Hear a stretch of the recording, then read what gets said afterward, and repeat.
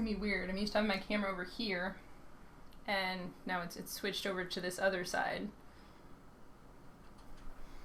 I've been fooling around with it a little bit, trying to get it to line up correctly.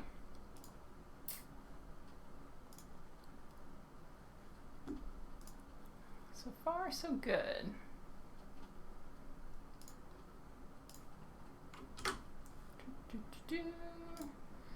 Do some Twitter stuff. There. Oh. Yeah, I still gotta fix that countdown timer.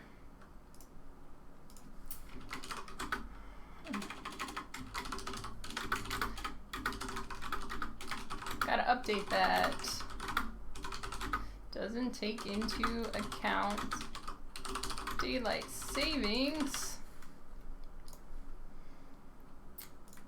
And we're live. Cool. Hope you all are having a wonderful day today. Excited to see how this view works out. I see my backpack's back there. That's gonna annoy me a little bit. I'm like, let me move that. We've been doing some pretty heavy KonMari over the last three, January, February, March. Yeah, three and a half months. Moving along. It's one of those things, KonMari, Marie Kondo, in case you don't know. It's the magical art of tidying up, I think it's called. It's about touching all your stuff and seeing if it sparks joy. So we've been moving on through that process, and just it keeps going. It's one of those things, like, we've gotten rid of just bags and bags of stuff. We got rid of a sofa, all sorts of things. And we keep finding little corners and pockets of extra stuff that we haven't gone through yet.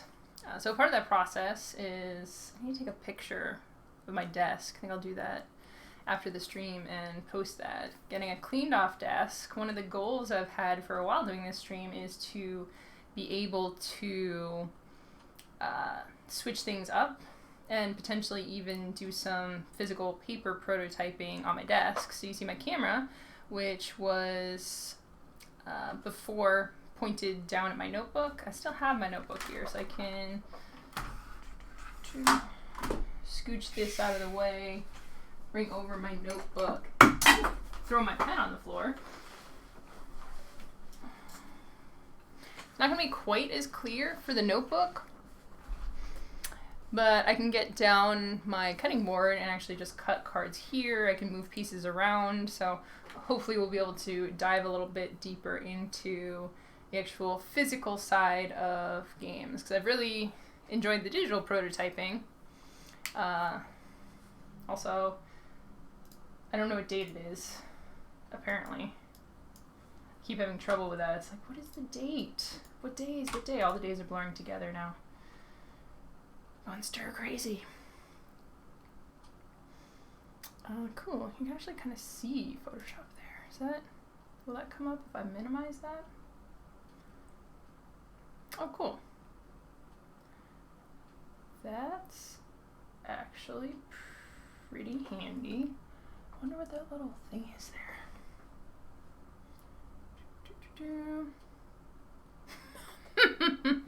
Senior Rose is just what I wanted to see. Emma keyboarding. Yeah, I know. It's just what everybody wanted to see, right? Look, this is the first stream with all these new changes. We're gonna do it and learn through it together, and it's gonna be fun. Everyone's gonna have a great time. Kimoto says, dang, I don't think my internet service is up to streaming 2 Twitches simultaneously. Not quite ready to give it up yet, but it may just be a matter of time.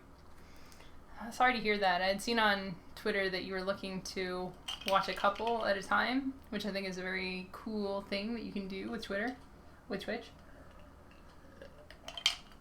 You can always alternate, spread the love around. I obviously love having you in chat here as my cheerleader. Really appreciate that. But if there's other people out there who are doing cool things, then spread the love. go and visit them all. I'm still just laughing at the watch at my keyboard comment. I keyboard very well. I press the buttons very quickly. I'm sure that you hear that on my microphone with my mechanical keyboard going clickety-clack. So what's interesting now is you're going to be seeing this sideways, although we'll be able to turn it around to get a better view of what's going on. But I think dual twitching, I think it will work. We'll go with it. We'll see how it goes.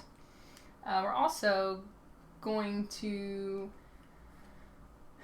continue working on the heart catchers, which I'm now calling Project H. Wildcard. So I'll be able to switch here. Like we'll have the notebook going on. But a lot of the work is going to be here in Photoshop and in Tabletop Simulator. So hopefully between all of it we have some good views of the work and the projects going on. And yeah, see how it goes.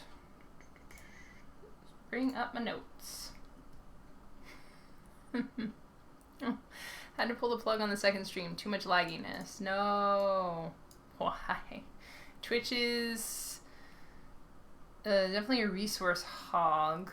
Potentially lowering the resolution, but that becomes kind of miserable. I'm not sure if you want to go that far. Emma's keyboarding stream ASMR.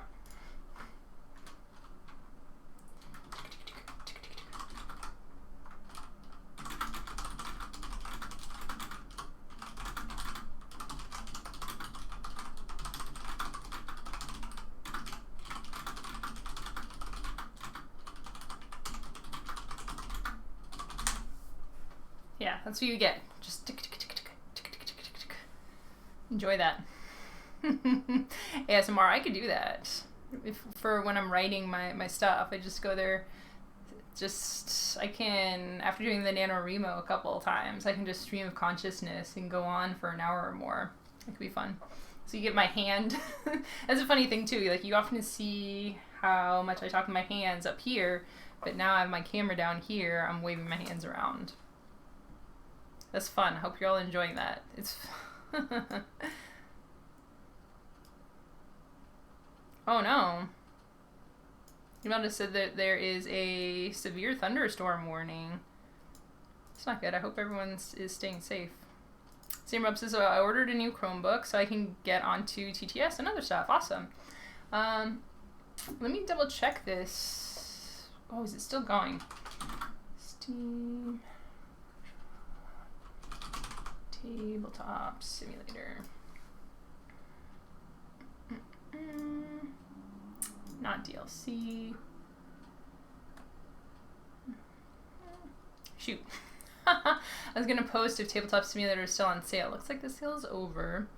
So hopefully everyone managed to get it on sale. But if not, you know, $19 can be a little bit steep, but I know some people are going in for the 4-pack to be able to split up the costs a little bit, get a little bit cheaper if you have other people who are working with you as well. And it's actually been really great. We're going to pop into it a little bit later on the stream to show off Project H that I'm working on right now.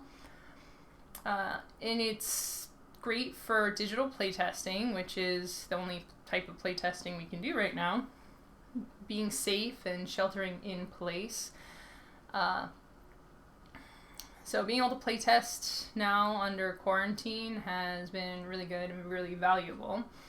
Also, lots of other benefits. I've been testing with a bunch of people from the New York City Playtest group, and they've opened up their Discord and their group to even more people. So now it's all sorts of people from across North America, including a lot of people who don't have easily accessible local groups.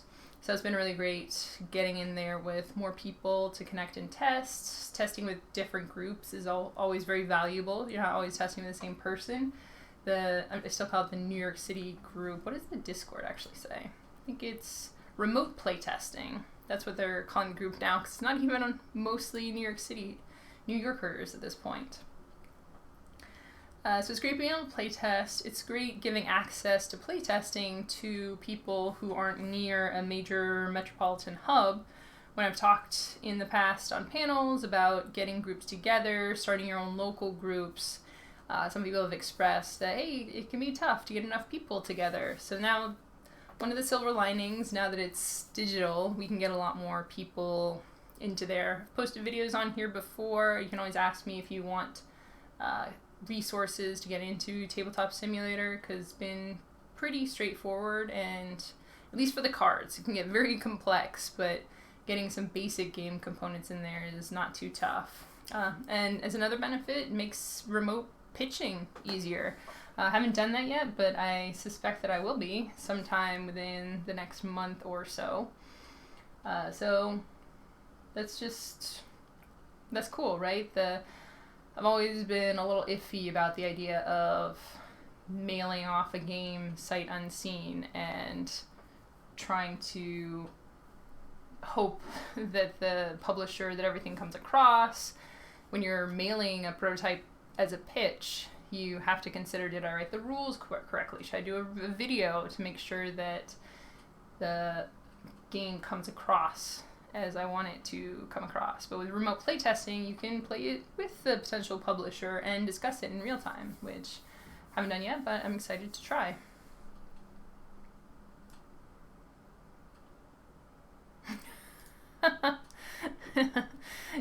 I've got 5 Meebies, which I like to call the MBPPS. GBs and Meebies. I've got 5 Meebies. Yeah, that doesn't sound like a lot. Streaming one thing is pretty much all it's up to for me. Do NaNoWriMo? Yeah, my science fiction novel that I published was on the top of my mind with this cleaning out. I've come across copies of my novel just hanging around the house, which is kind of fun and entertaining. But that wasn't the first book that I wrote, because I wrote a bunch of first drafts of novels before I published my first one. But this one, the first draft of this novel was written as a NaNoWriMo project. I've done a few others as well. Can't recommend that enough as a way to just get 50,000 words out there. It's just an amazing tool. So many people I know who want to write novels just get tied up in going over the same 8 pages over and over again and never getting past that. Whereas NaNoWriMo is great for just word vomit, basically.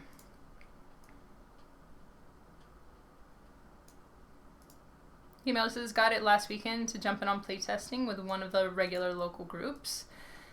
Yeah, it's interesting. There's basically 2 camps when it comes to Tabletop Simulator and more digital playtesting applications. For the most part, a lot of the designers I know have been getting into it, especially people who are a little more on the technical side. There are definitely some people where there's barriers or limitations to diving into it. And another thing too, especially with my local group, I definitely respect that, hey, a lot of people have a lot of stuff going on right now and might not have the bandwidth or the time or the mental energy to dive into it. But I'm kind of proselytizing here, trying to be an evangelist, because it's one of those things that has helped me to feel more connected and just mentally better, having this thing and this option to tap into. Because the physical play testing was something that I really got into every single week. Having that to look forward to was great for my design process, but also for my mental health. So being able to have Tabletop Simulator, get into it, even if you're not ready to put your own game in there, if you do have the opportunity to get the program, you can still go to these digital playtest groups and watch games, even if you're not ready to interact with it or just test other people's games. And that's a great step for getting more comfortable with Tabletop Simulator, because there's all these hotkeys and buttons, and everyone I've tested with has been very open about discussing that stuff and sharing that, and it's so much easier to learn when you're with a bunch of people and you can ask questions as opposed to trying to feel it out on your own. I totally forgot you had written a novel. I forget sometimes too. I should do another one of those just to brush up my chops.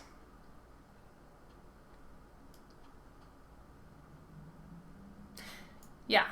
Hematologist, that's a really good point, that the barriers are high enough that it's hard to test with usual target audience, families and kids. It is definitely does take some investment of time to be able to get into things.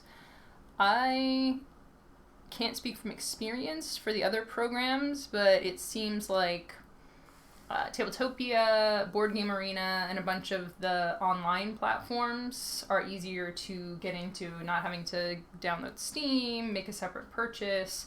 A lot of these games will just let you play on them. Some of them have different subscription models, or one of the players needs to own the game before you can play it. But yeah, there's definitely differences between the various digital platforms that make it easier or harder for certain audiences to access. Okay, so I think we should get to some designing over here. What do y'all think? Design some stuff, got the date right here.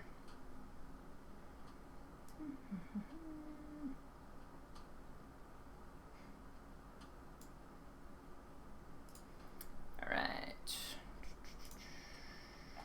Everything is clicked.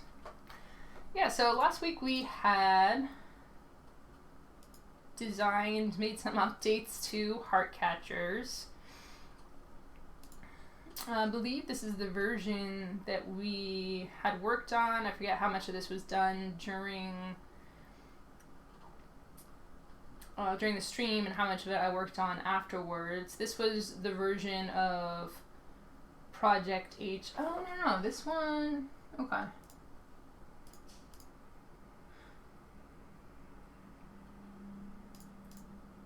Interesting. Trying to look at all the stuff that I'd saved. This was, I think this is, I like got halfway through this and then stopped working on it because I had wanted to change. I might have finished working on this actually. So I did this test with all sorts of different secrets. Let me do a zoom in here so it's a little easier for you all to see. Or zoom out, you know. Same difference, right? There we go. Perfect.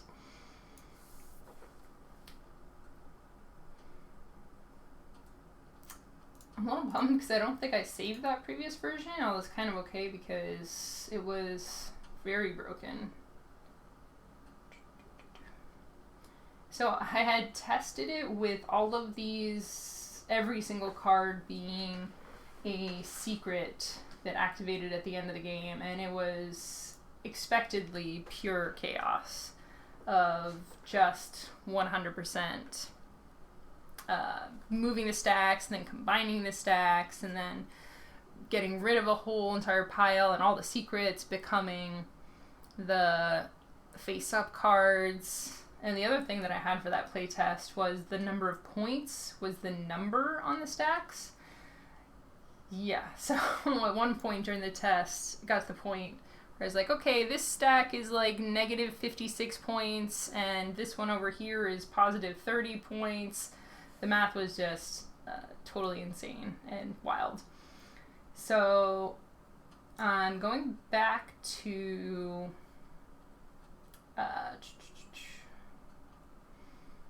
1 point per face-up card at the end of the game. And then some modifiers with negative 2 points for a Heartbreaker, plus 3 points for an Ultimate Love. Going back to only having the 3 different secrets. So only the Heartbreaker, Ultimate Love, and Change of Heart goes off.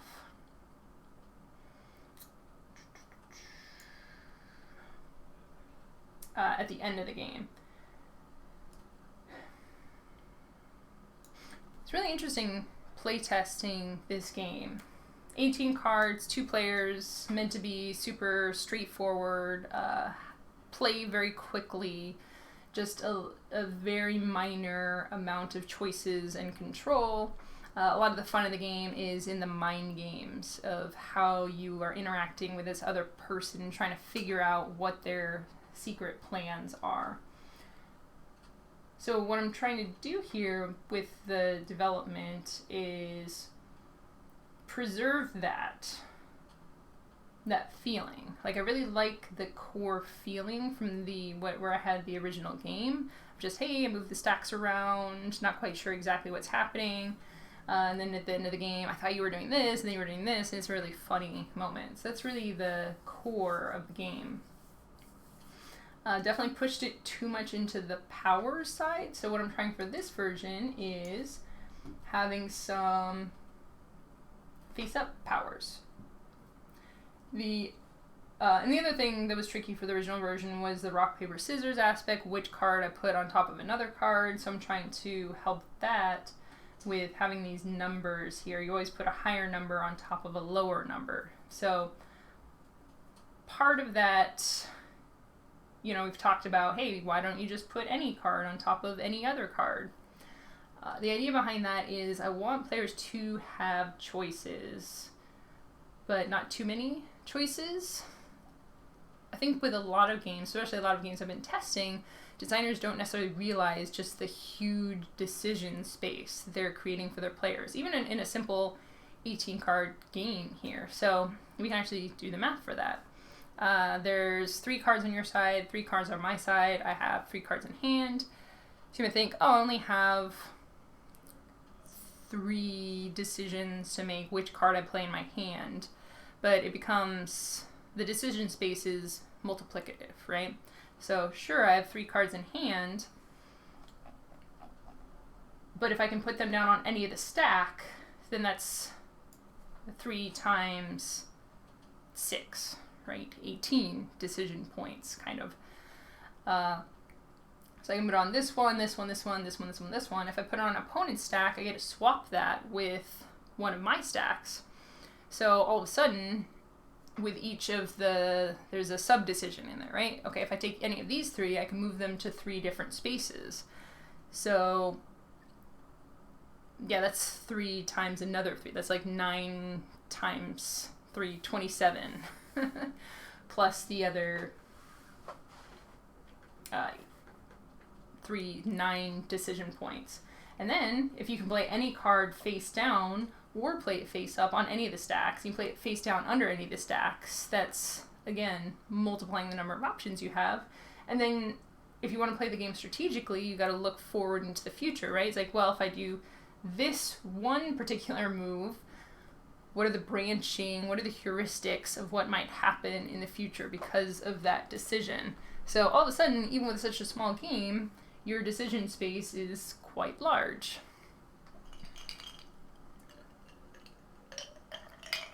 And for some games, that's what you want. You want to have a very large decision space. You're not worried about analysis paralysis. You want people to kind of sit and stew over all their potential options, but that's definitely not the kind of the game that I'm trying to create here. My goal for this game is to be something light and fast that really focuses on that reveal moment. So it's fast enough that you get to the reveal moment, and then you do the reveal, and then you maybe play 2 or 3 games in less than an hour, you know? So you gotta do this, and you're like, okay, I think I know what's going on here. I know what your plan is. You do it again, it's like, oh, you changed your plan. It's like, well, I'm gonna get you this time. So that's where a lot of the fun is the fast enough that there's a repetitive play to it. And it's kind of simple and satisfying is what I'm going for. Alright, so we still have our 3 secrets, plus points, minus points, swap stacks. Then I'm introducing these face-up powers when you put it on top of a stack. I think for now I want to say that you have to do that, because it's another decision point, right? If I say you may do this ability, that becomes a little bit weird. It's like, oh, you know, am I going to do this power? Am I not going to do this? So my idea here, swap this stack with an adjacent stack. So that would be one of the ones to one of the sides. So that lets you do a little bit of movement within your personal battlefield, quote unquote, which hasn't been a possibility before. Upheaval is a pretty fun one. You actually take all of the secrets and the stack and turn it on its side, which probably pretty crazy. I don't know if I want 3 of those, but I guess we'll see. And then Let Down is peeking at one of the secrets there.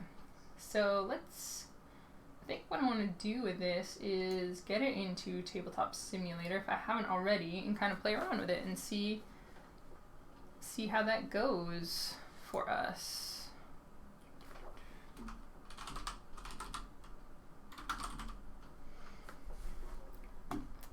What happens if I minimize this? I don't actually know why the windows are nesting like this. Which is great. I want it to, when I minimize my notes document over here, for the Photoshop to come up. I'm like, I don't even know how I did that.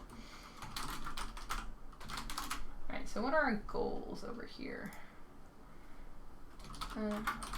Is it still simple enough to talk? Are the powers interesting? Do I feel overwhelmed by choices? Alright, is Tabletop Simulator going to show up here? I might have to switch to my other window.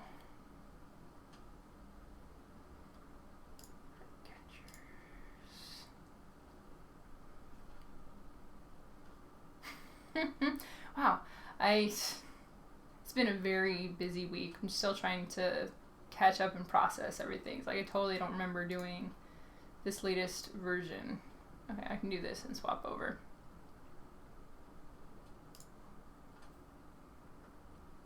Are we doing a very hungry caterpillar brainstorm today? Oh, is that based on my notes that I had written? Yeah. I say I want to fool around with Project H for a little bit because I'm going to be testing that later today with the remote playtest folks. And then we haven't done a straight up brainstorm for a while, so I think we're going to hop in and do that. Adjust my lights real quick. It's feeling a little bit dim today, I think because I got the background of the sunlight coming in here. Perfect. Yeah, Tabletop Simulator. Alright, I'm gonna swap my stuff around now that you don't have to stare at the keyboard. Ooh, that was a nice sound.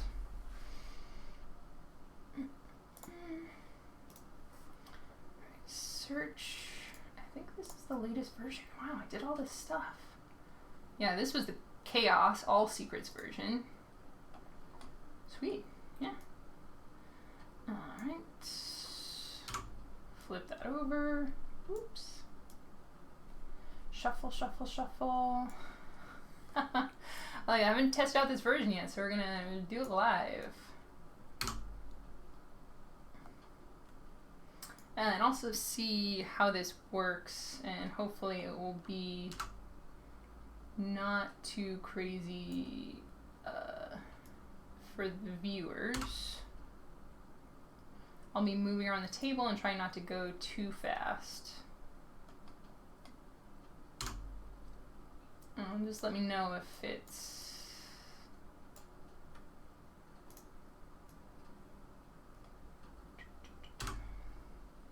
if everything is coming across okay. Alright, so this is the setup for Heart Catchers. You have your first player here, second player over here. At the end of the game, you'll get 1 point for every face-up card on your side, modified by any secrets. So these cards, that start out on the field aren't going to have any specific effects. It's only when you play effects that they're going to go off. Actually, if I put this in this person's hand, I can't see that. Alright, I have green player. I guess I can move into... Oh my gosh, I just threw that off the edge of the table. Okay. Cool. Boop, boop. Alright, so I can just come over here. Cool. Switch back and forth between the hands. That should be okay. Let me know if that looks good to you, or how it's coming off. Cool. Live play testing. Me versus also me. This is fun. Alright, so on my turn, I get to play a card. I can either play a card face up on top of a lower number, or I can play a secret face down under any one of the piles. If I play it on top of a card on my opponent's side, I can take that whole pile and swap it with one of the ones on my side.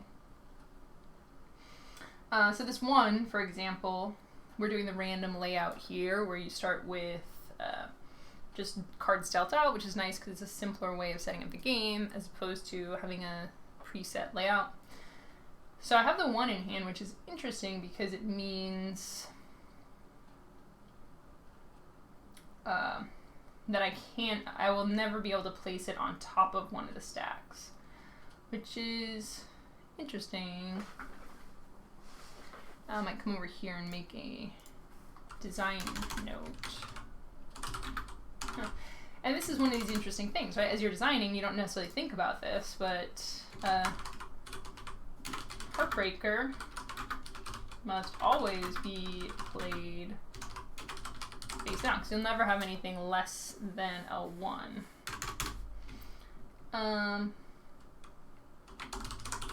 Possible changes. I've been thinking about this anyways as a way to get some more interesting choices. You can play on a card of equal or lower value. So if I made this change to the mechanics, I'd be able to place the 1 on top of another 1. However, where there's no 1s on the field, so I'll just keep it as it is for now, but just think of that for the future. So this letdown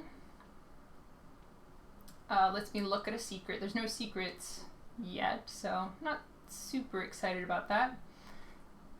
This upheaval swaps secrets and stacks. Again, no secrets yet, so probably my best choice right now is to just go ahead and put this -3 points. And the interesting decision in Heart Catchers is whether you're going to put negative points under your side and say that it's a good secret. You know, it's like, oh, it's under mine, you want to try and steal it, or put on your opponent's because it's negative points.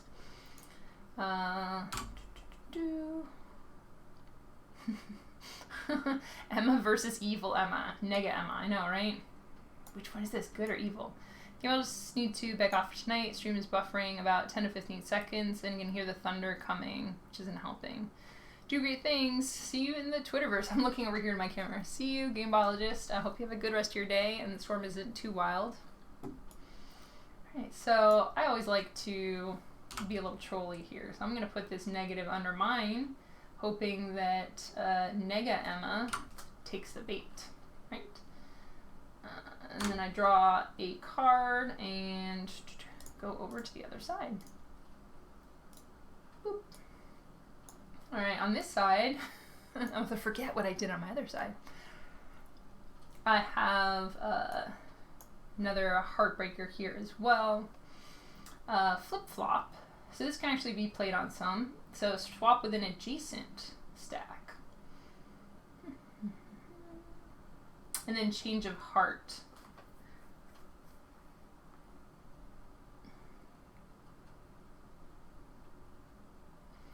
Which is, when it's revealed at the end of the game as a secret, it's going to swap 2 stacks directly across from each other. So I think what I'm going to do, Nega Emma is not as devious. Nega Emma is just straightforward, more straight up evil. So I'm going to take my negative points over here and just say, yeah, sure. I'm going to put those on your side because those are also bad. Now we got a few secrets piled up here. So we can enjoy that and play around with. I'm going to forget what I put everywhere, so it's going to be an interesting thing trying to figure that out. Cool. Now we have adjacent stacks, peek at one secret, and swap secrets and stack.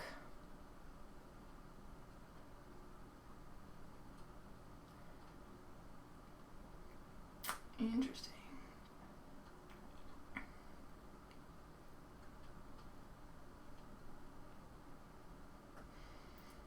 So I'm looking at where I would want to play some of these cards, because part of the interesting decision space here is going to be, do I have interesting choices that I'm making on my turn? So I could peek at this secret if I was able to put a 6 on top of a 6, which I think will change it to B. Swap secrets and stacks. I don't know if this is kind of interesting because we're putting it under the 6, which kind of locks it down, right? Because you can't put anything on top of that except for maybe another 6. Like for this upheaval, I would want to be able to look at that, but I can't now because we just happen to put everything under a 6. So I think I'm going to put that into my notes.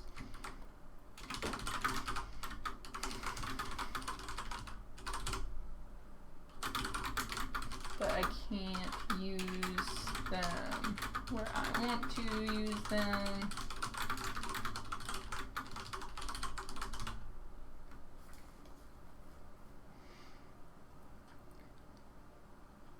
So this is a really cool test, right? Because we're seeing some of the limitations of still having the numbers here.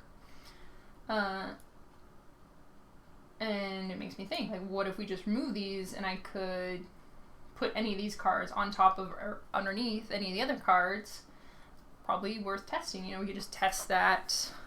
This is a great example of something you can do during a live play test. You can either take the cards and scribble it out on them. I don't think you can scribble on cards. I think you can only draw on the table here. Doop, doop. Undo button, very handy. Flick. But another thing you can do in the middle of a playtest is just say like, hey, just ignore this thing. I think that's one of the great things for both the designer and for the people testing the game, to be flexible in the middle of a playtest. Because I think that's one of the most useful things. I think many designers kind of get attached to the way the game is. They want to play it all the way through before they make any changes to it. But sometimes you just know, right? Like this isn't going to work, or sometimes you've seen enough from a test that instead of pushing it to its conclusion, say like, hey, here's one more thing that we can change up, get more efficiency from your playtesting there. So for example here, say like, okay, how about we test it so that you can put any of these cards on top of or underneath any of the other cards. And how does that change the game?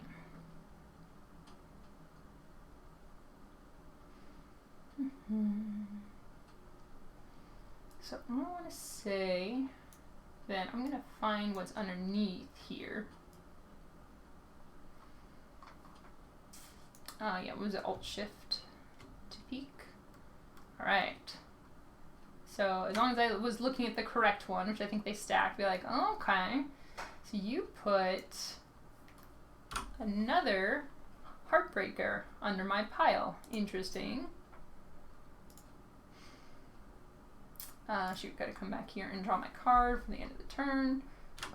Oops, that was the wrong pile. I'll have to put something on top of this. I think I might just do that now.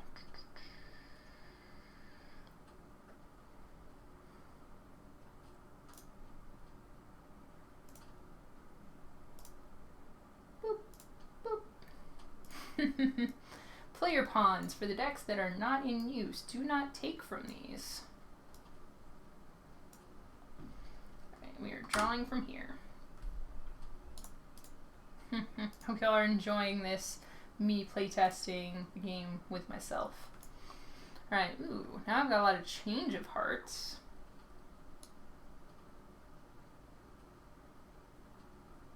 And a flip-flop. So this flip-flop is handy to have.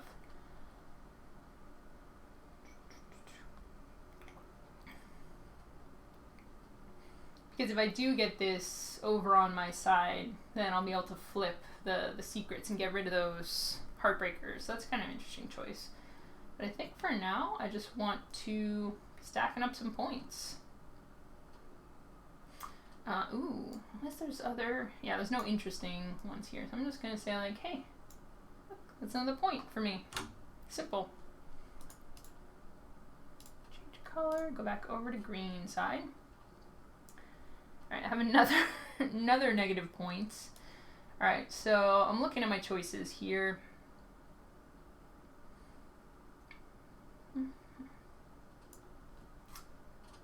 The upheaval there, swap secrets and stack. I might want to go ahead and do that, although for now, I might just want to keep that in my back pocket. So I think I'm going to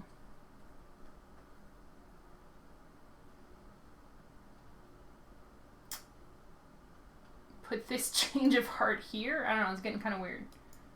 We'll just go with it.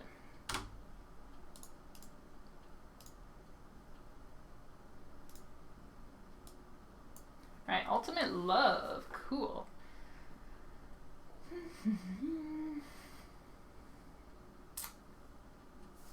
So we know that I was Nega Emma. So this is the evil side. I had put a -1 under there, and they had looked at it. And then they put something over here. So I'm guessing that's probably a Change of Heart. They're trying to give me the negative cards. So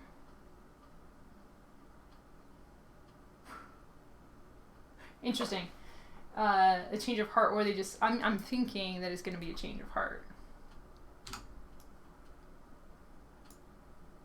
I'm going to put another Change of Heart here.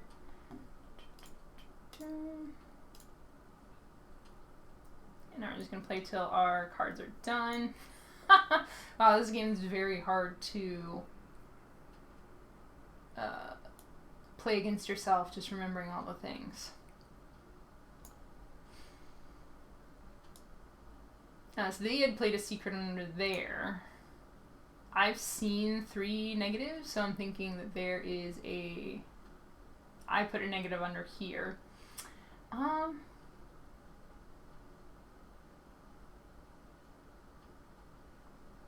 And then they were giving me the Change of Heart over here.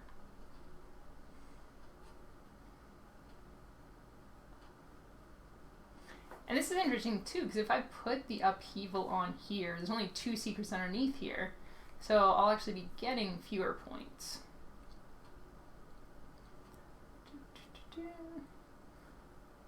Yeah, I might just say like, you know, I'm not going to worry about what's under those other stacks. I'm going to put some positive points over here. And just forget about what's happening over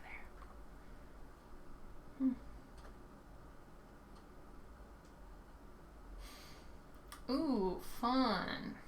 Okay.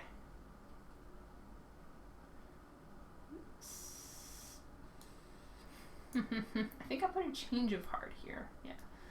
I'm going to go ahead and put this swap action here.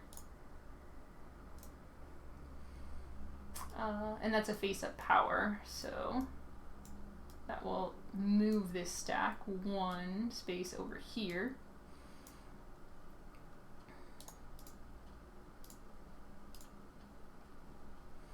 Now from this perspective, I'm worried about this coming over. Swapping that made me think. The adjacency is a little confusing. So you can play any card. Let's come back over to our Photoshop here. So for flip-flop, swap this stack with any in the row. Does that make sense? Having it be in the row? On your side, I guess I'll say.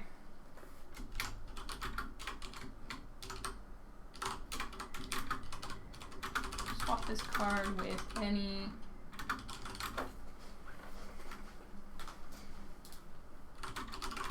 on your side of the field.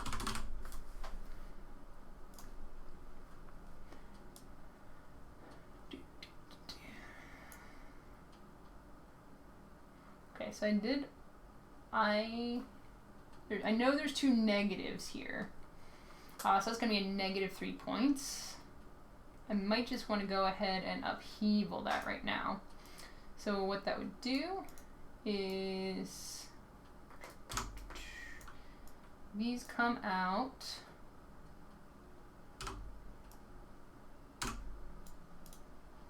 These become the secrets, and these become the face-up cards. Yeah, since I have negative 3 points, yeah, I lost 1 point, but I would have lost 6 points. So overall, it's good for me.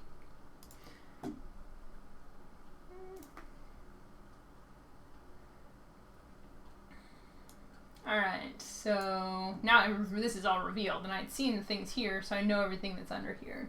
And I think I put, oh, there's two secrets here. Oh yeah, that's like a change of heart and a negative. So I think I'm just going to, I know what's under there now, so I feel pretty safe putting this just 3 points on my side.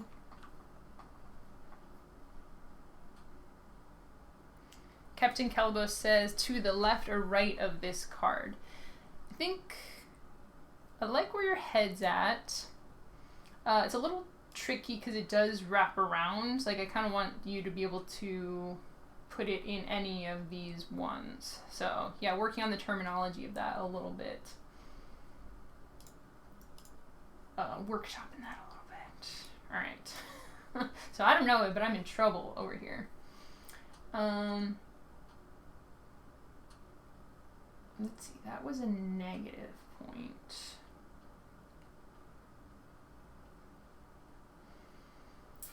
Interesting, okay. So there's two secrets under here.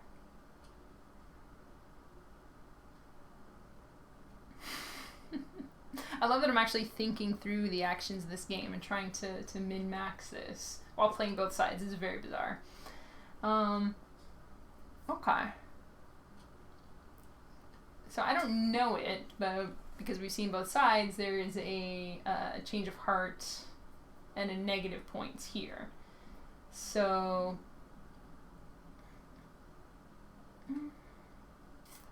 this would come across. No, I'm kind of happy with where that is. And I don't want to lose this. And I worry about that being a change of heart.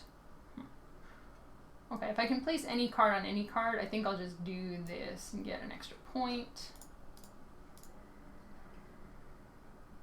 Alright, last one. Swap secrets and stack. I don't really want to do that, so yeah, I'm just, no, this is gonna move. Forget. Sure, alright. The fun part where we reveal all the secrets for the game. Find out what happened. Alright, this is an Ultimate Love, which is a plus 3 points at the end of the game. There's a plus 3 here. Here we have a Heartbreaker and a Change of Heart. So this stack comes over. This stack is here, and now this player has a Heartbreaker as well. This comes out. This is over here. This is an Ultimate Love. This is just back in the deck. And I don't think that there is any secrets here. Yeah.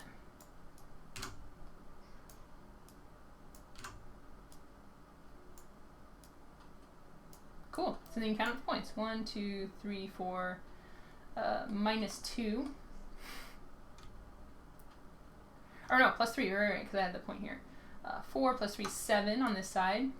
This will equal to a 1 point, because I changed the scores on those a little bit. So 1, 2, 3, 4, 5, 6, 7, 8. Wow, this side actually won because they had more of the face-up cards. Cool. Kind of like that as a version. Alright, so I did want to get some brainstorming in here in just a little bit. So I think what I'm going to do is pick this up, do those tweaks we talked about to the Photoshop document, get it into Tabletop Simulator. So I was like demoing and showing off how that is done. Do a little hotkey here. You actually just select all of these and press G. There should be 18 cards there. Good.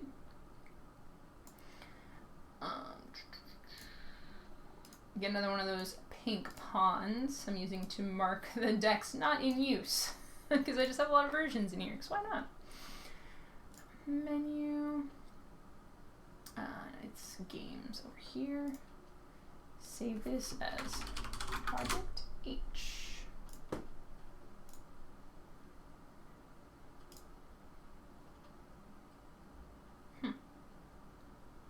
Interesting. I just saved as another heart catcher, so it's cool. Cool. Saving is always good. Sometimes I forget to do that. Yeah, so let's get our Photoshop over here. I'm going to duplicate this.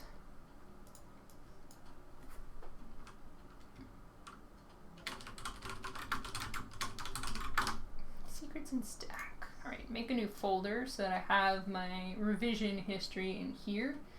And I think I'm gonna clean up my folder. It's very messy in here right now. Alright, so this is powers. Yeah, this is cool. Because once I just put everything in here, instead of going through and deleting everything, if I want to make the changes in the future, I can just hide this whole folder. Bam! Numbers are gone. Put any card on any card. And these are the names.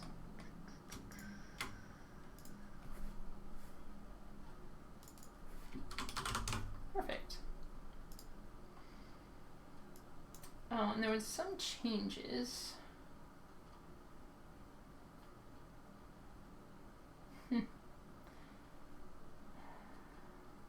I have mixed feelings about the Heartbreaker and Ultimate Love being different numbers. That was a playtest suggestion so that they don't just cancel each other out, because in the past, if you got an Ultimate Love and a Heartbreaker, they would both come off to the side and say, hey, they canceled out. Which, on the one hand, can feel like a little bit of a letdown because nothing happened. On the other hand, you don't have to do any fancy math. I think I just want to change that back for now. I made so many changes that hopefully that will be fine to change that back. Alright, +3. Swap with the opposite is good. For this one we said swap this stack with any stack on your side.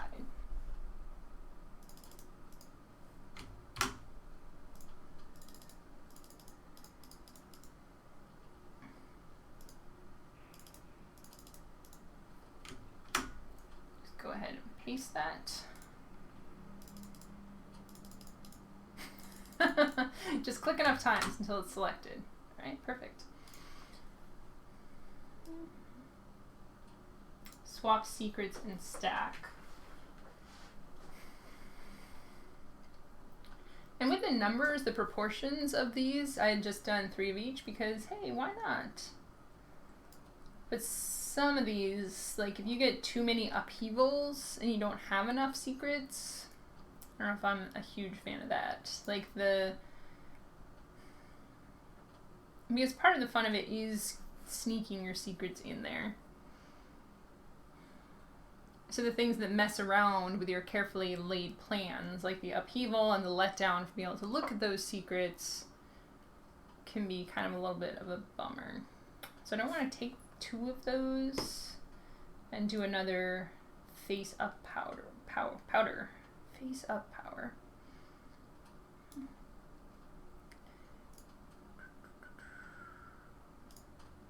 What we can do here, it's a little bit of a weird view. Yeah, that's a little easier to read my notes. We can go to last week's notes and look at what we had for the secrets.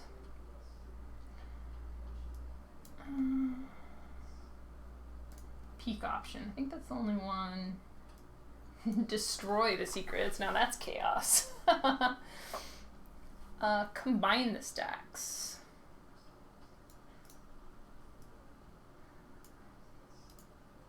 This is an interesting one, and people kind of liked this one. I guess my one concern is, get out my notebook here so I can sketch my thoughts. So right now it's set up so, and it's interesting, one of the core early game design decisions for this when I first designed it was the fact there would always be 3 cards on one side and 3 cards on the other, because from my early testing I would have this crazy thing where you would get, one person would get 8 stacks on their side and the other person would have 1, and that is a little bit of a feel bad. So keeping number of stacks has been pretty core. So if the stacks combine,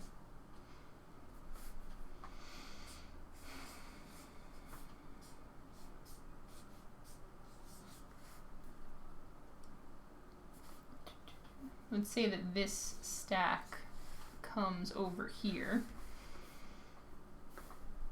and now it looks like this.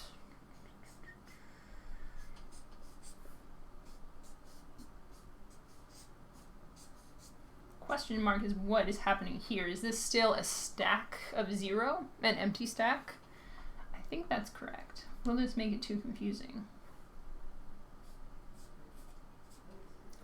Might have to be an edge case in the rules, but might be able to work. Captain Calabo says, what does grok stand for? Understand? I think it's one of those tech lingos that I picked up. Understand something intuitively or by empathy. It's like, do you grok this? It's kind of a weird word that I really love. Just the way it's G-R-O-K. By the way that it's spelled and the way that it sounds, but I understand that it's a little bit of a weird word, but it's super fun. Add to your vocabulary. It's like, oh, I totally grok what's going on here. Like, I totally understand. It totally makes sense. Yeah. So I'm not going to test it out right now because I would like to get to the brainstorming, but let's just go kind of crazy here. We need another term for a card power over here. It makes me the social distancing, not social distancing, because you're smushing them, you're combining them. Hugs, maybe hugs, close quarters. Maybe I'll just call it get close. Oh my gosh, no.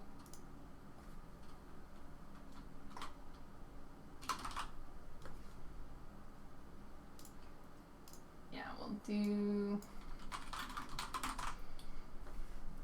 2 of these face up powers.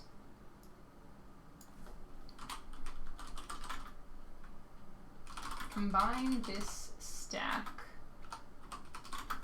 So flip-flop was you combine it with any stack. I think, or flip-flop was you swap it with any stack on your side. I think get close should only be ones next to, not across from. So to the left or right. I think we can use the to the left or right terminology for this card. Combine this stack with one to the left or right. And I don't think it should wrap around, because we had talked a little bit about, this is always such an interesting question. It's the same for dice games. Like, does a 6 become a 1? Does it wrap around? Because mechanically it makes sense, but numerically, does it super make sense? So you have your 3 cards. Obviously this one can combine. Combining is also a weird term, because does this stack go over here, or does this stack come over here? Snogging distance? Nice. Senior Bob. Nice. Nice. Then does it go on top or underneath?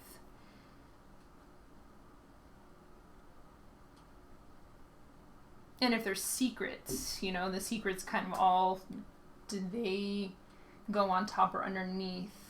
Which becomes relevant if you've peeked at one of the secrets. It kind of matters to preserve their order. Yeah. So I would say, have this card here, and this pile here. And if I played the combining card on top, then I would move this stack. Like, that seems kind of intuitive. I put the card on the stack and something happens to this stack. I'm swapping or moving it. Okay. So in that case, it would suck in a pile next to it. I don't think this should be an option. Man.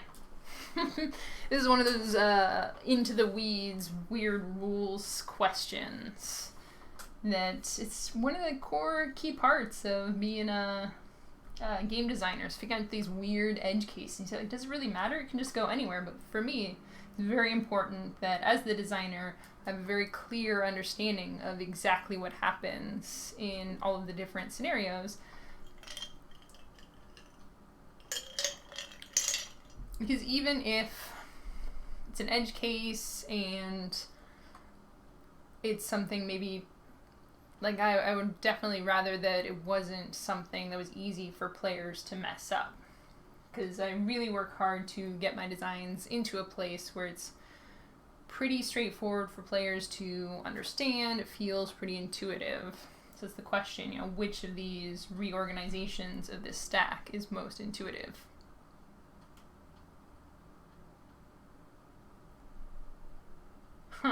You see, exactly. Captain Calabos's comment here is a really great example of what I'm talking about. If the row wraps, would a player expect the leftmost stack to be to the right of the rightmost stack? So is this one actually phantom hanging out over here? You know, the more I talk about this, the more I'm leaning towards combining it with any stack. Mechanically, I don't think it really suffers. And, you know, we can also just pop over into Tabletop Simulator for this and try it out. Move this pawn.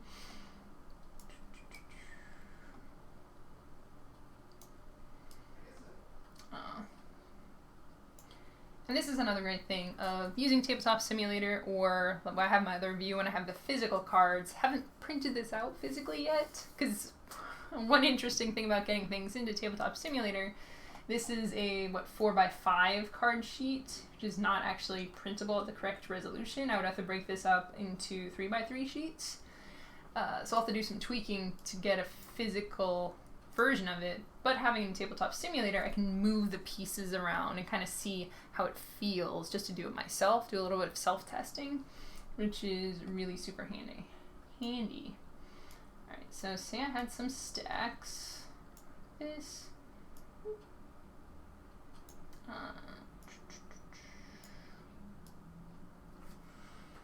Maybe a secret in there.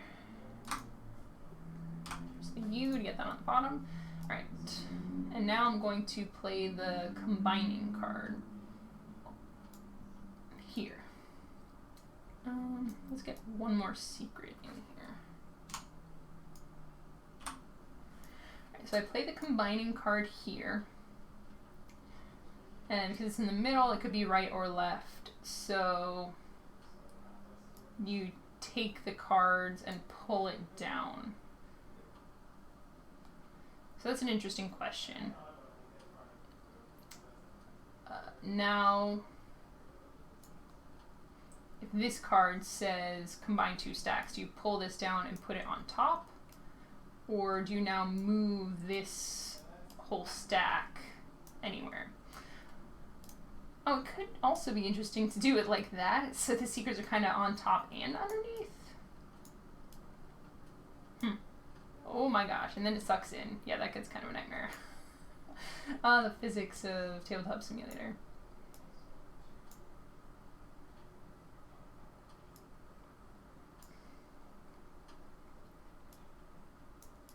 Oh, these got kind of messed up. Where'd they go? Okay. Oops.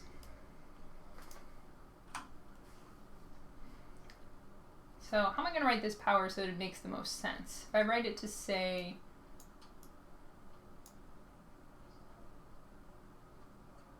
place the secrets from this pile under another pile. I guess they would have to go under to go at the very bottom of the pile, and the cards from this pile on top. Okay.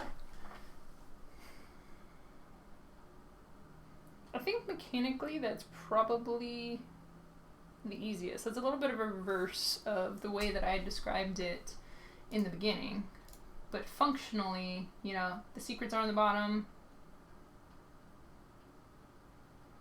the cards are on top, so physically I'm picking up, I should have some cards here that I'm placing around, but I'm picking this up, this stack, putting it on top, taking the secrets out, sliding them under the very underneath, and I think physically that would be an easier thing to do.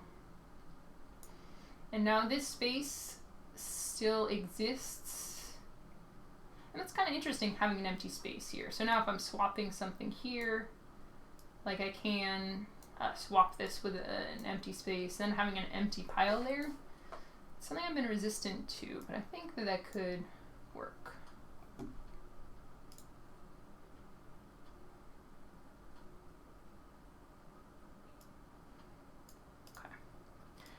How important is the order of the cards? Do secrets need to be on bottom?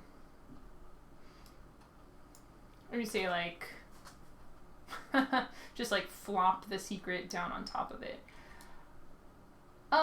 There's information there, definitely, because there's only 2 to 3 of each different card.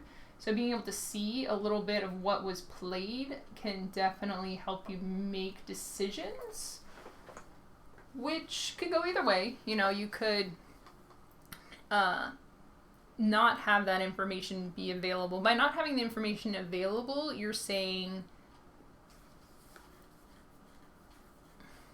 one thing you're saying by that, one potential thing that you're saying with that by not having the information available is hey, this information doesn't really matter. But the other thing that you're saying is, by covering up these cards, hey, if you have a good memory, you will remember what those are and you'll be better at playing this game. If you don't have a good memory, then that is hard for you. Yeah, I want the secrets to be under the pile. It doesn't really matter where in the pile they go, except for that one card that's a peak card.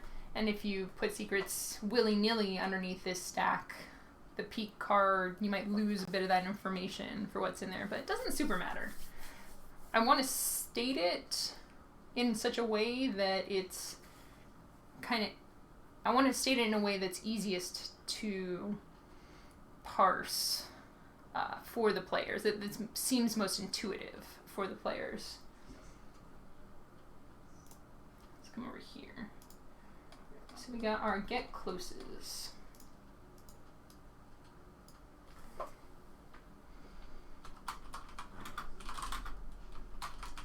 Stack of another. I'm gonna have to get to 3 lines, which is kind of a bummer. I was keeping it to 2 lines. It's nice and simple. Put this stack on top of another stack on your side, and put any secrets underneath. I just love being able to fit everything into 2 lines. Just gonna make this a little bit wider here. Yeah, nailed it. If it doesn't fit in the thing, just make the thing bigger. Perfect. Alright, get close. Put this stack on top of another stack on your side and put any secrets underneath. This is pretty straightforward, kind of makes sense. Combine 2 stacks in this row, creating a new stack. Secret cards under the stack.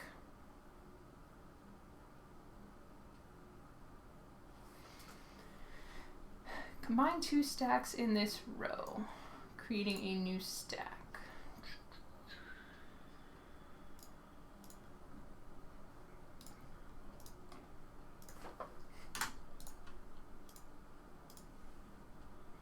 Combine 2 stacks in this row, creating a new stack.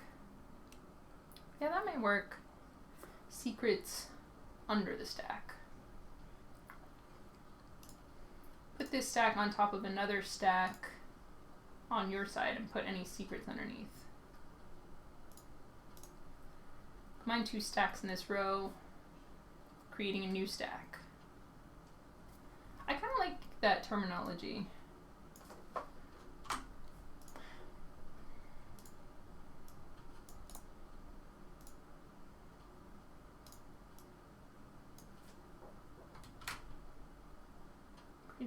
Stack. I have this weird thing about capitalizing keywords. I did it a lot for artichokes too. Combine 2 stacks in this row. I think I've been saying on your side. Stack on your side. I think the row makes sense. Combine 2 stacks on your side, creating a new stack. Secret cards under the stack.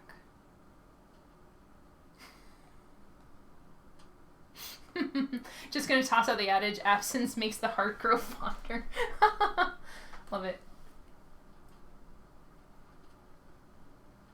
Oh, and I can just say secrets here, because that's a keyword that I have.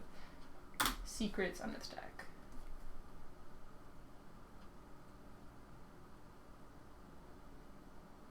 I don't know if I want to say creating a new stack, because will that be confusing?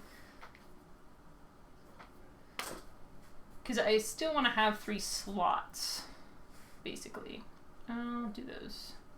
So on your field, whether there is a physical, like it could be, there's always a stack there, I think is what I'll say. It might be a stack of 0.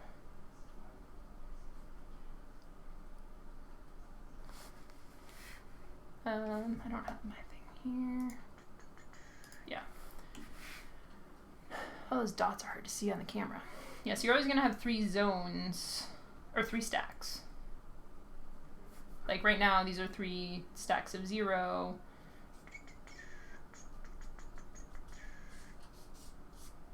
This is a stack of 2, this is a stack of 0, stack of 1.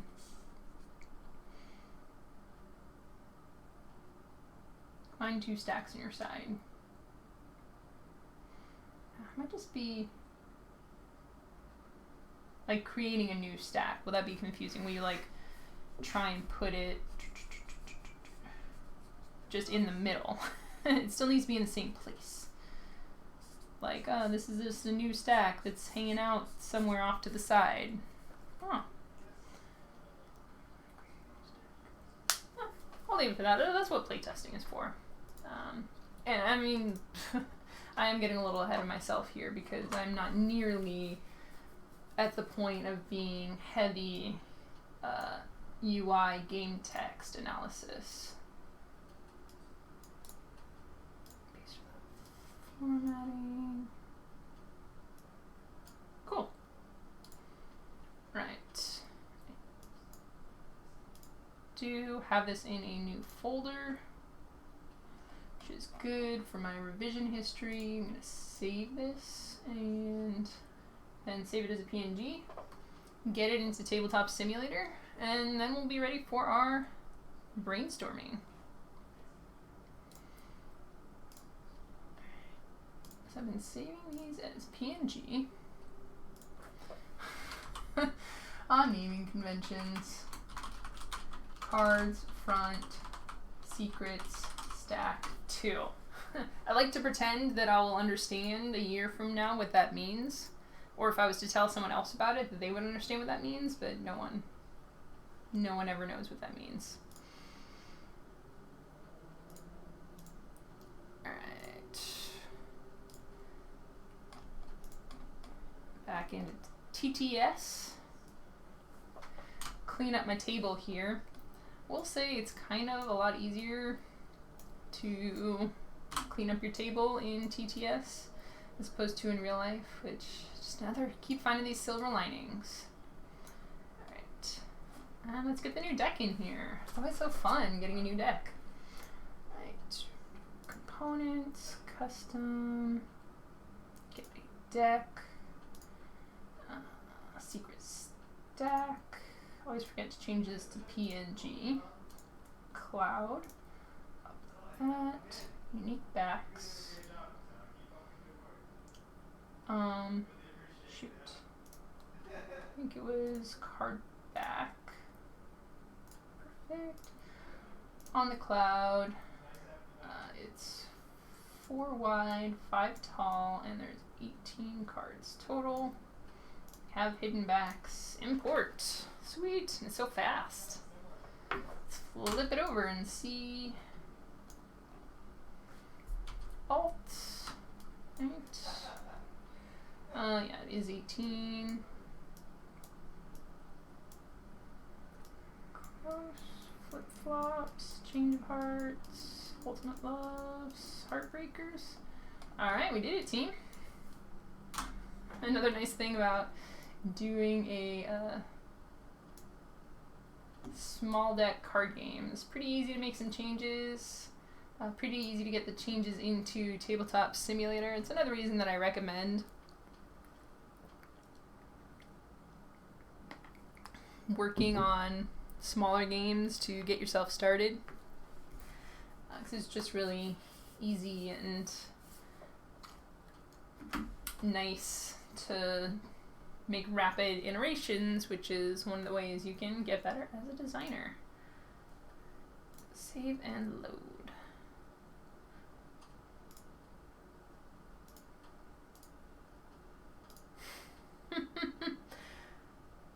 I realize now that there's root folders. Oh, okay.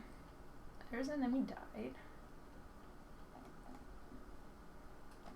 I guess I could just keep putting this in the same folder. I don't know, I'm getting weird about it.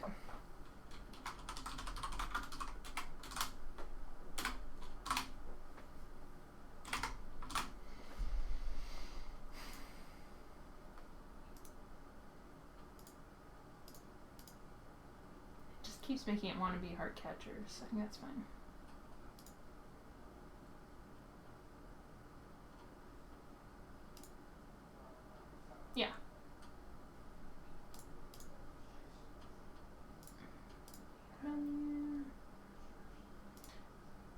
let's just load that up to make sure that everything went according to plan. Looks great. Perfect. Alright. We did it! I got a game, Tabletop Simulator, did some testing. Very productive today. Alright, let's get back. Save everything. Always make sure to save, because save, excellent. I'm the queen of just leaving a bunch of windows and folders open on my desktop and then shutting my computer down because I'm sure this stuff isn't important. And it's like, do you want to shut down with these? Oh no, and then next time I open Photoshop, there's recovered files. Like, what did I even have in there? Back to the notes. Perfect. Cool. This is our heart catchers test. Actually, I'm gonna see. I appreciate you bearing with me as I test out my new setup. Lots of space on my desk now, and lots of options to move things around. Cool. Got my notebook. Got my keyboard so I can type more easily, take my notes. Sweet.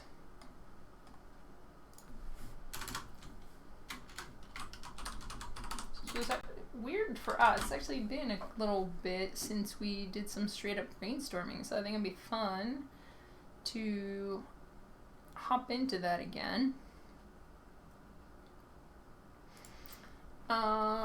Game Biologist had mentioned a very hungry caterpillar brainstorm.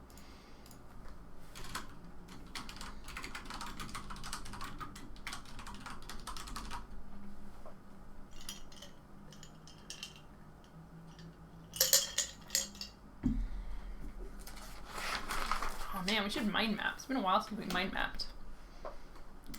Come up with some fun new ideas. Man.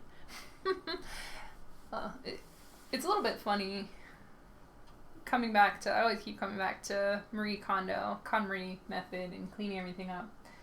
I should bring out the bits actually. I have a bunch of prototypes from when I was prototyping a little more aggressively, and especially from when I was doing my game a day brainstorm or prototyping weeks, where every day I would make a very quick and dirty prototype just to get something done, get something on the table. And both from this stream and from those prototyping sessions, I just have so many things that I was working on. It's a little weird to go back and look at them for like what to eat after the apocalypse. I have all these bits here. I have subconscious suitcase and rocks in the garden, pick and plunder, sofas for sale, all these ideas that I'm more or less excited about. It makes me think, should I come up with new ideas? What about all those old ideas that I kind of abandoned?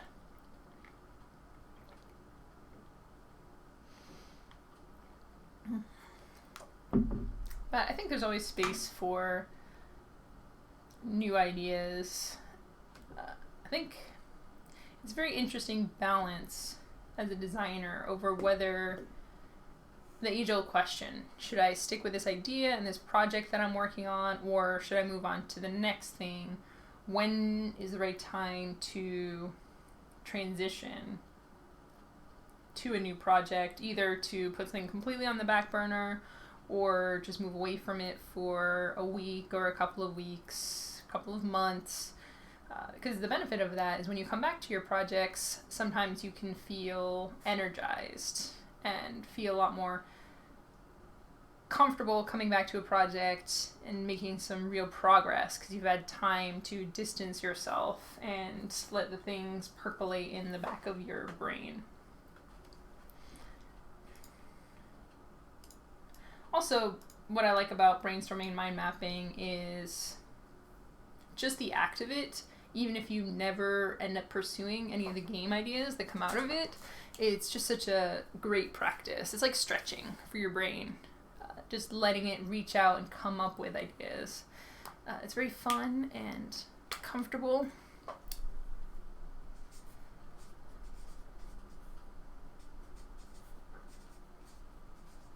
So yeah. Caterpillar. I think that's how you spell that. Such a weird word. So yeah. I think it's good not to get too tied up in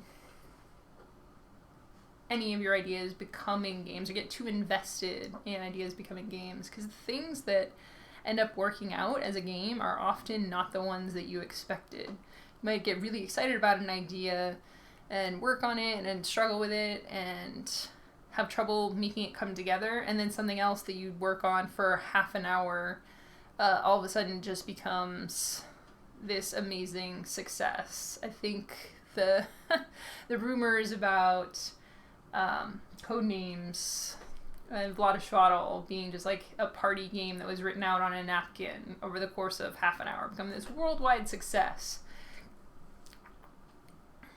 It doesn't always take years and decades to produce a thing. Sometimes an idea is just the right idea for what you're looking for to work on at the time.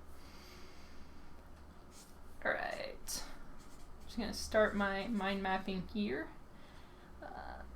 Taking this concept, branching off in different directions, seeing words spawn other words in this arcing path. Leaves. I'm going to say butterfication. Butter. I'm just making myself laugh today. Today's a very goofy day. Butterflication. I'm going to become butterflied.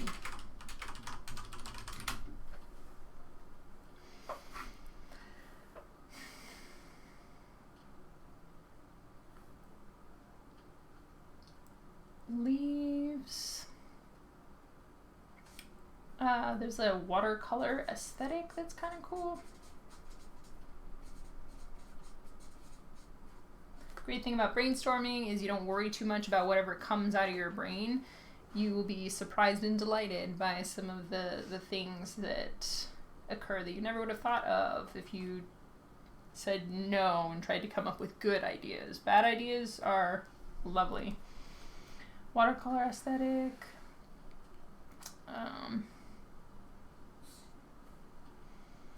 Say endless. Hunger. Leaves makes me think of trees. Trees swaying in the wind.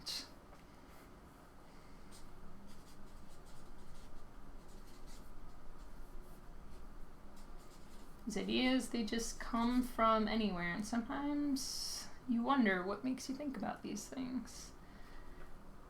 Butterfly, flight, airplane. Metamorphosis, yeah, that's a good one. Abandoned ideas go back into the aether to eventually come into existence again. That's really beautiful, Senior Bob. The same way I think about letting go of the things that aren't serving you anymore. Letting go of the clutter. It goes out to help other people, and if it's something that you need, it will come back to you when you just need it. Right when you need it. Metamorphosis. Animorphs.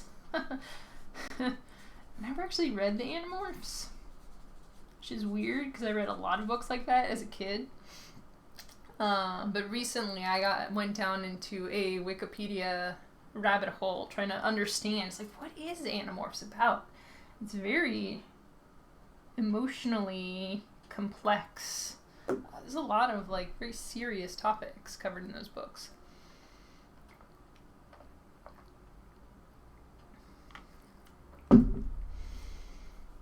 Metamorphosis. Change.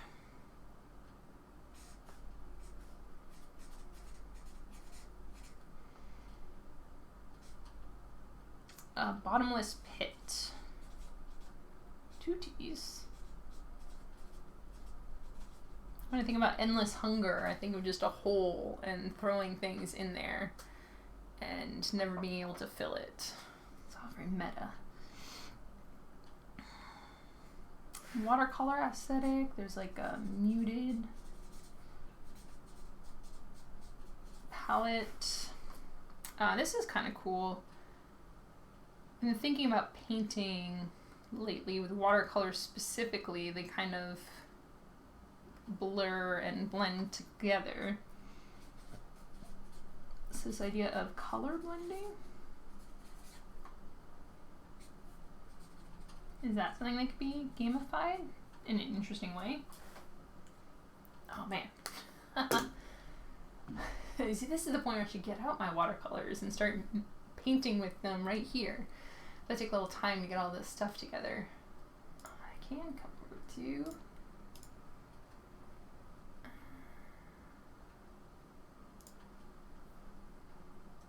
I can come over to Photoshop. I've been looking at...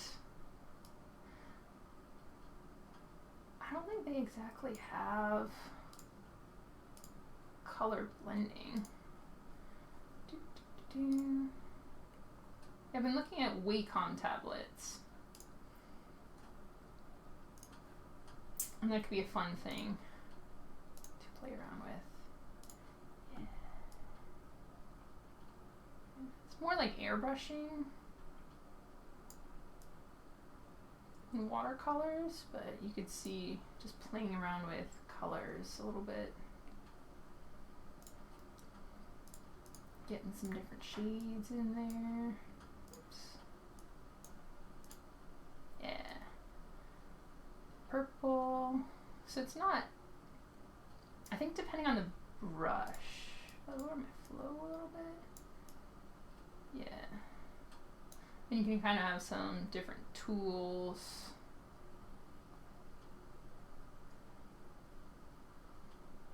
Going on here. Do like a smudgy smudge. Make a big old smudge and do like a... Yeah, this is a big smudge. It's going to take a lot of processing power. Yeah, that gives you kind of the blur feel to it. Wow, that was very slow. This must be very high resolution. Finger painting. What is that option? Yeah, this is not a painting tutorial. If that's what you might be thinking. But the reason I like diving into this, because I had this idea, you know, wouldn't it be cool if you were blending colors together? And by going into playing around with things, like not necessarily going straight to, oh, how can I mechanize that? How can I turn it into points? And how can I make sure that there's a win condition? Just playing around with some of the bits, you know, if you want to stack things, or if you want to draw things, or have two people having an interesting, weird conversation. And just knock this down a lot more. Woo! Okay, yeah. Yeah, do a little blur effect there. Woo!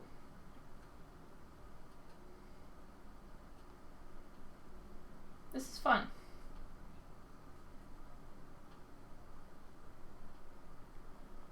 You know, I think just getting in there and messing around with some stuff within the theme or the feel of whatever game it is you're trying to design can very quickly lead you into some just really unique and juicy feels and experiences.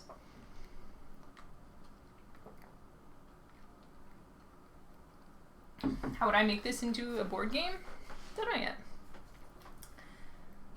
But I can think about and express, start to parse the pieces of what was enjoyable about this little drawing experiment.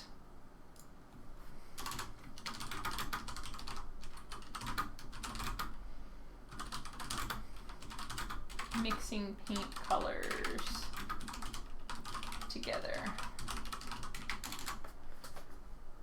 Instant feedback.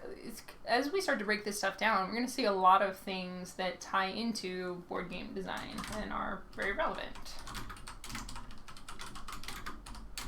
I see the colors changing before my eyes. Feedback is something in games that I come back to a lot because in a lot of more complex games, the time between your action and the feedback can be very long, and a lot of stuff can happen. So you might take your whole turn, move some pieces, get some resources, buy some cards, activate some powers, and you do all this stuff, and it's not until a couple of turns later, everyone else doing the same thing, that you realize, oh, and now my spaceship is dead. I don't know, now my spaceship explodes. And trying to parse between those 20 or 30 or 40 actions, which one specifically led to you losing your spaceship in this fantasy game that I'm coming up with. There's a very low feedback sort of a game. And again, when I talk about different types of games, I'm rarely ever judging and saying this is a bad game design, but I've just been seeing a lot of games like this lately, and they tend to be less approachable, more difficult for a new audience, games that have a huge experience differential between experienced players and new players, so it's usually not very fun for the new players playing against the experienced players trying to figure it out. So what was really fun about this little drawing experience that I did was like instantly I move my thing and I see the feedback. I see things changing in front of my eyes. It's easy to make something that looks good. Drawing and painting are tough for people. It's actually really fascinating to talk to young children or observe young children. Kind of sad to talk about it, but aging out of the artist phase. So you very young children, preschool, kindergarten, sometimes younger, just like love this whole art thing. And they make things that don't look like anything, don't make sense, like weird triangle people and their houses. Like if you're judging their art from an artistic perspective, it's like, what the heck is that? But they don't care. They just love the act of creation. And at a certain point, often very young, 4, 5, 6 years old, kids start to develop this filter of what looks good and what looks bad. And many people really hold on to that going into adulthood. They just clutch on ticely to those feelings. So any sort of an art drawing game can be difficult for adults because they say like, oh, I'm not good at drawing. For a Pictionary or fake artist or whatever, is like, oh, this is going to be terrible because I can't draw at all.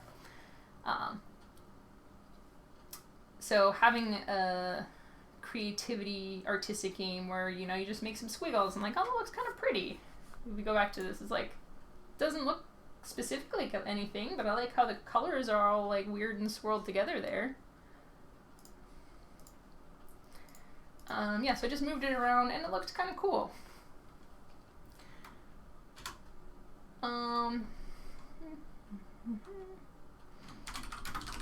Not trying to make anything that looks like anything.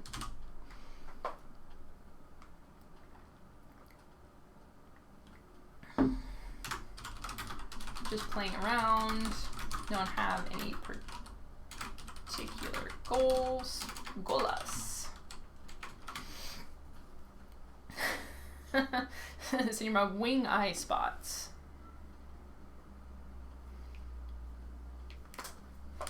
Caterpillars can have crazy camouflage.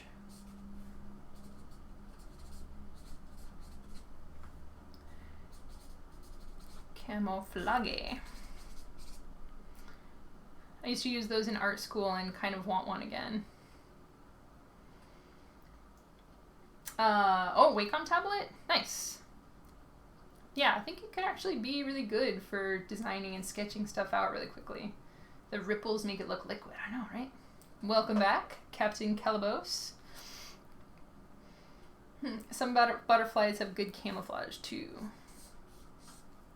Cool. So we dug a little bit into this mixing paint colors thing. Let's go on. Like, part of the great thing about brainstorming is have some ideas. We don't have any goals. Like, we've thought about some stuff. It's in our back of our minds, percolating now, and now we can go on to the next thing. Camouflage. How can we play around with camouflage? I can't spell camouflage. It has a U in it. Camouflage.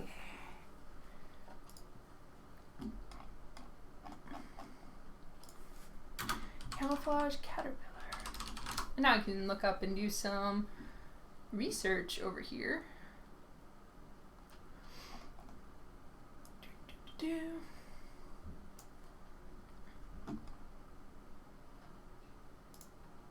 That's not an actual caterpillar. What? What? Yeah, and sometimes just poking around the internet, you know, something we normally do. That can't be real. Do you see that? Hide and seek. That's crazy. I don't... Look closer, you'll notice an incredibly well camouflaged barren caterpillar. That seems fake. Ooh, oh my gosh, look at this fuzzy one. Oh, that's so cute. Oh my gosh, I see it now. What? Oh, that's crazy. Yeah, if we look here, we can see it's got little fronds, so they help to kind of color into here. And yeah, it does take a second to kind of see that. And from a different angle, you can see it laying down here. Sweet. Yeah, so sometimes delving into Google search rabbit holes can be productive. Camouflage.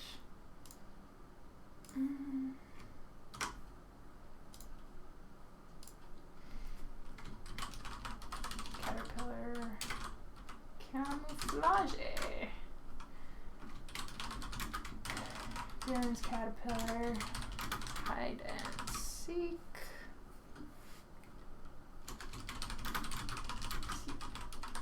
Caterpillars.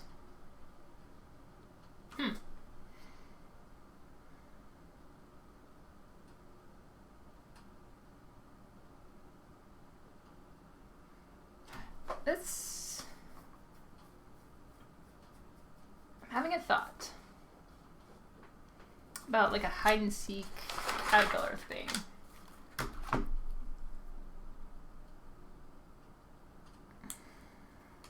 I don't know exactly structurally how the game would work, but just for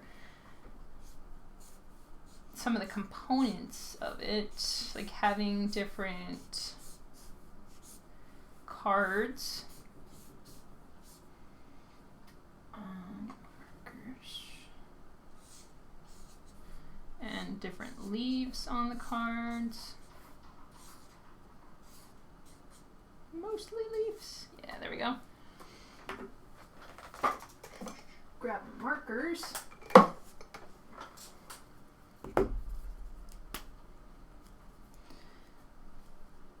So you could have some different colors and markings on the leaf to make sure that the game wasn't purely color-based. Yes, these leaves are purple and blue because those are the colors that I grabbed. It's a little bit greenish.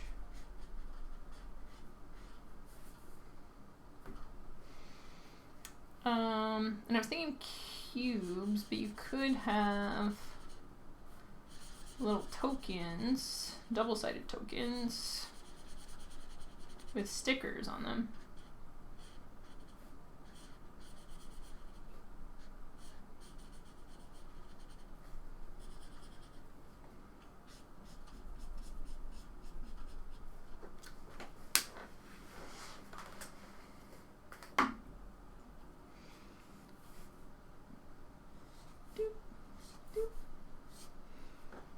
So the colors would match the leaves, and you would put this one. So you maybe be a bag puller. You'd get a selection of the tokens. On the one side, it would just be the color / symbol matching the leaves. And then flip.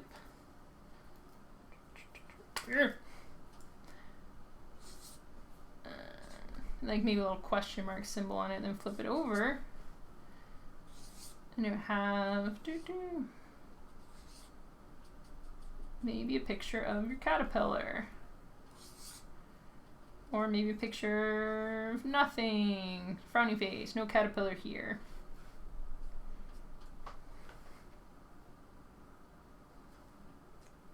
Could be maybe a push your luck hidden information game.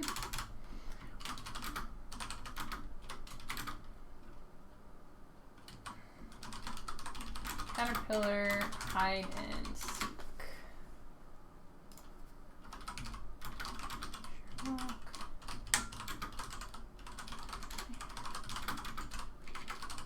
Hide as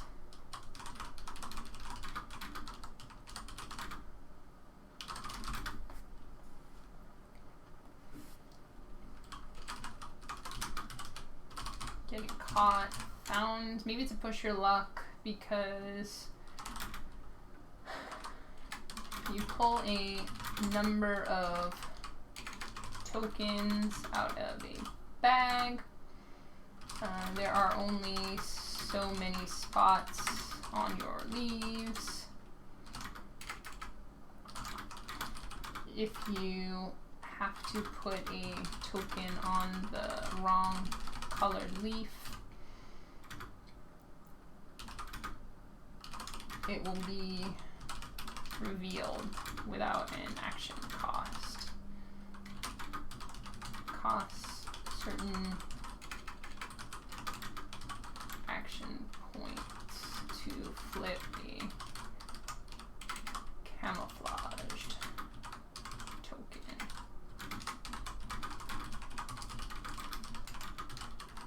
Cool. And I use things like action points, whatever. The economy of the whole game is less important to figure out than the overarching structure of the game, at least in the beginning.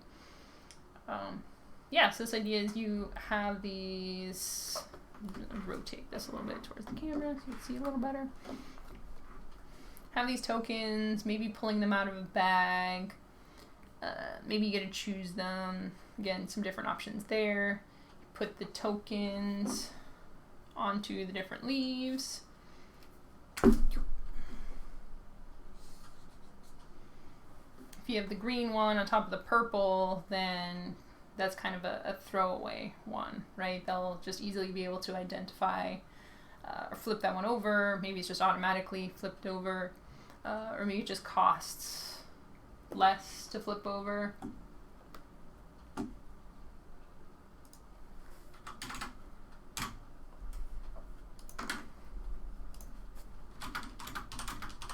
It will just be cheaper in whatever the economy it is. I have so much pen in my hands now.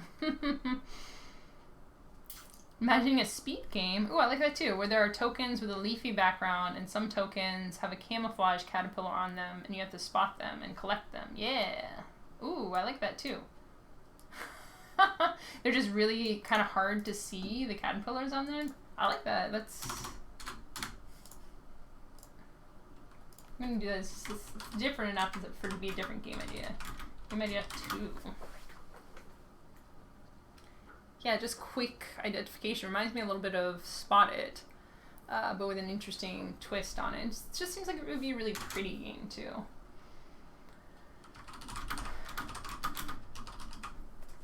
There's been a couple of butterfly games coming out recently or announced recently. Papillon was one that kickstarted a little while back, and there was Elizabeth Hargrave had a butterfly game, I believe, that was announced as well.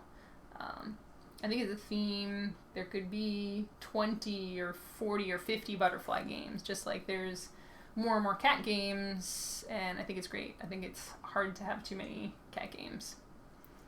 Should we have a target demographic in mind for designing the mechanics? I mean, I think with where the direction that we've gone with this, it seems a little bit more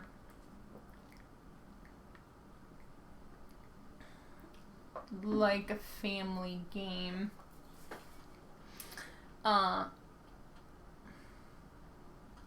Which is interesting, because I don't think it's just the fact that it's butterflies that makes it a family game.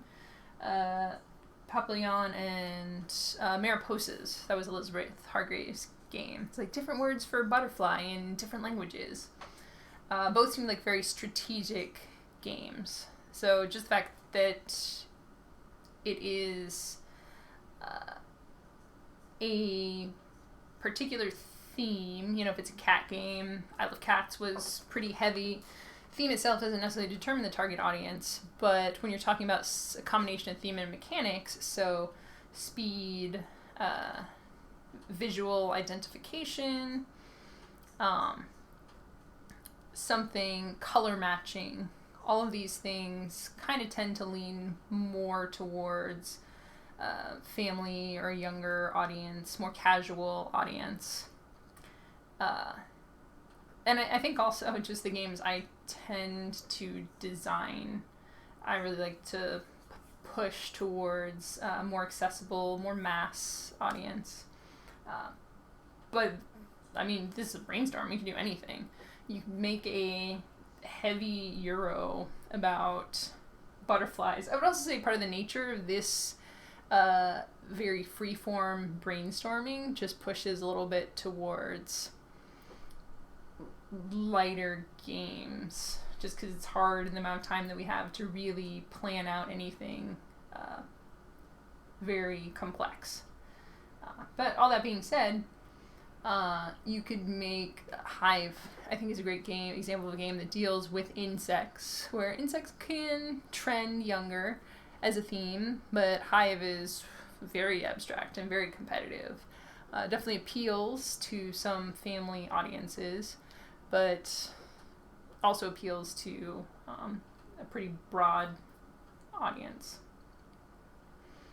There's a Dr. Finn game called The Butterfly Garden. Ooh, I don't know what those things are.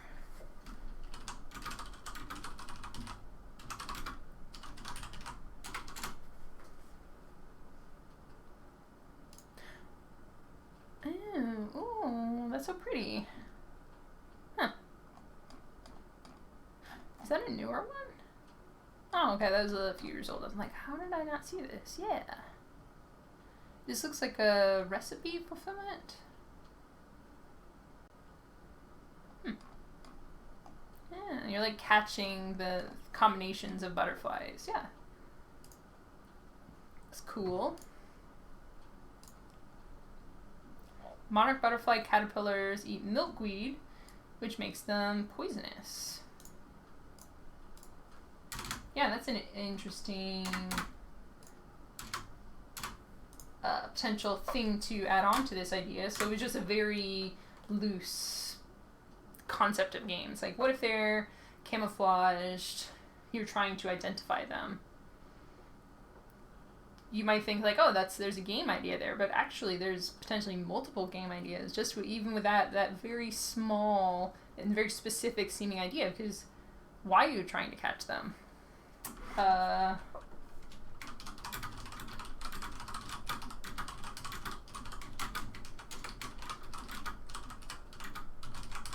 you kids catching and releasing?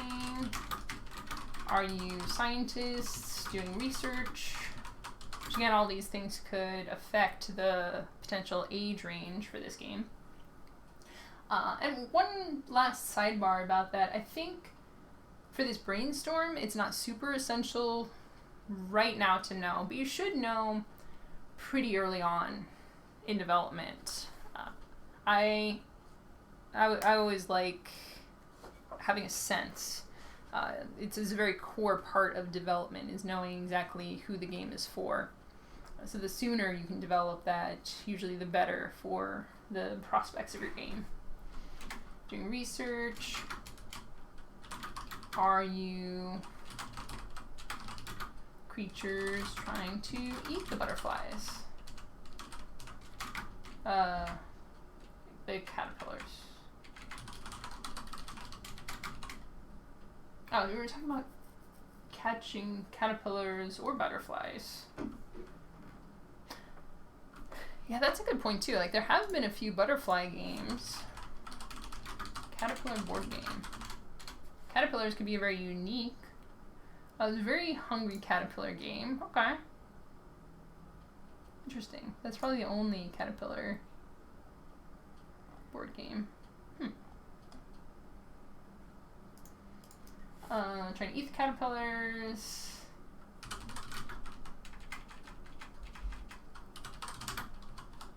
Being camouflaged is a really hard word. Makes it more difficult. Also being poisonous.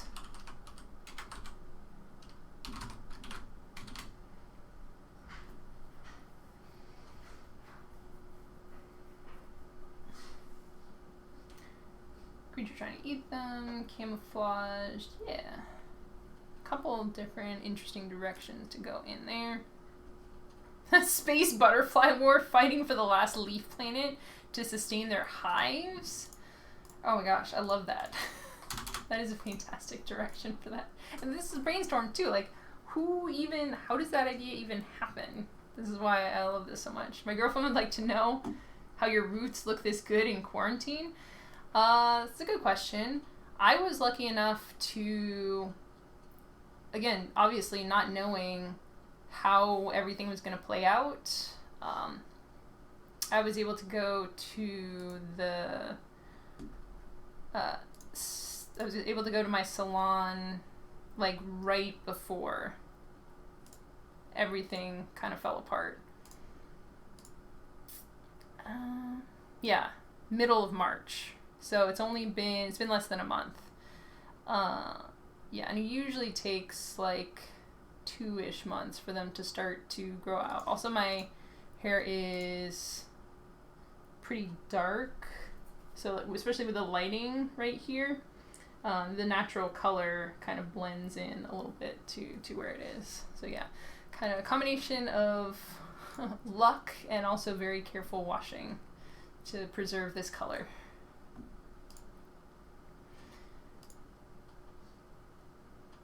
Cool. That's good. Wow, we did a lot in 2 hours. We had a great Heartcatcher development session, which is good because I'm doing some remote playtesting today and probably also tomorrow. We did some great brainstorming here. I love this butterfly direction and also the butterfly games, caterpillar games. I think we have some very fun and exciting stuff here. As I always like to say, if anything here, especially Captain Calibos with your space war fighting for the last leaf planet to sustain their hives, I love that idea.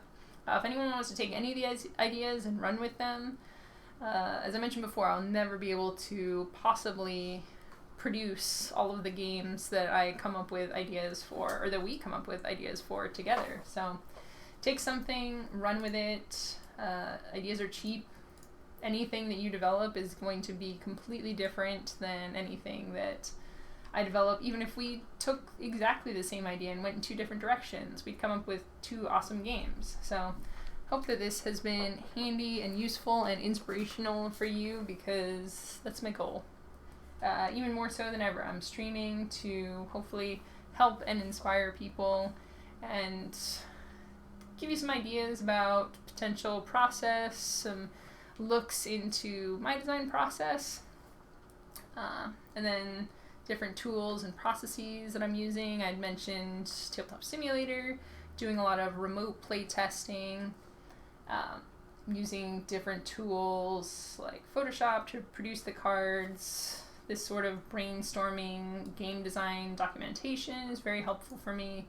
And then also some physical sketching and drawing just to get the ideas down on paper is all very useful. If you ever have any more questions, always open to questions in the chat. I'm here every Tuesday starting at 4 p.m. Pacific time, which reminds me I gotta update my widgets because that's not showing up correctly. Also, Twitter is a great place to reach me. I'm at Emma Larkins. Do a lot of design chats over there. I'm starting to get hoarse, jeez. I chat a lot about design over there as well, so if you have any thoughts after the stream, that's a great place to get in touch. If you want to share some of your designs, some of the things you're working on, always like connecting with people over there. Don't forget to follow the channel. If you're a Amazon Prime user, you can get Twitch Prime for free and subscribe, which is super fun and cool. Yeah, it's going to be about it for today. Anything else? Let me know. Hopefully this new setup has worked out okay. If you have any thoughts or critiques about it, let me know. Still tweaking it a little bit, and yeah, still gonna be working on it, and hopefully get some physical components in here as well, because I'm excited to get my space set up so we can play around physically with cards, because I think that would be very fun and exciting. Hope you have a lovely rest of your day. Hopefully you design and work on some awesome things, and I will see you and talk with you soon. Bye.